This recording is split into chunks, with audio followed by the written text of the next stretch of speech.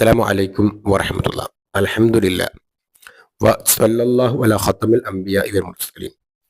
സൂറത്തുൽ ഹജ്ജ് ആദ്യത്തെ 4 ആയത്തുകൾ ഖിയാമത്ത് നാളും അതിനെ ധിക്കരിക്കുന്ന, അതിനെതിരെ താർക്കികന്മാരായി നടക്കുന്നവർക്കെതിരെയുള്ള ഒരു മുന്നറിയിപ്പുമാണ്. എന്താണ് ലോകാവസാനം? അത് ഉറപ്പായി നടക്കും. അതിൻ്റെ ഭീകരത ഒക്കെയാണ് ഖുർആൻ ഇവിടെ വിശദീകരിക്കുന്നത്. അതിൽ മനുഷ്യരെ എന്ന് വിളിച്ചുകൊണ്ടാണ് സൂറത്തുൽ ഹജ്ജ് തുടങ്ങുന്നത് തന്നെ. അവിടെ ഒരു സ്ത്രീ ഏറ്റവും കൂടുതൽ ശ്രദ്ധിക്കുന്ന ഒരു ഭാഗമാണ് തൻ്റെ കുട്ടിക്ക് പാല് കൊടുക്കുന്ന രംഗം. ആ നേരത്ത് പോലും ആ കുട്ടിയെ പോലും വലിച്ചെറിയുന്ന ഒരു കാലഘട്ടം വരുമെന്നാണ് ഖുർആൻ സൂറത്തുൽ ഹജ്ജിലൂടെ നമ്മെ പഠിപ്പിക്കുന്നത്.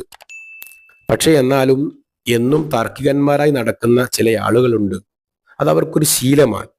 അവർ പിൻപറ്റുന്നത് പൈശാചിക പാതയാണ് എന്നുള്ളതാണ് ആദ്യ 4 ആയത്തിൽ ഖുർആൻ പഠിപ്പിക്കുന്നത്.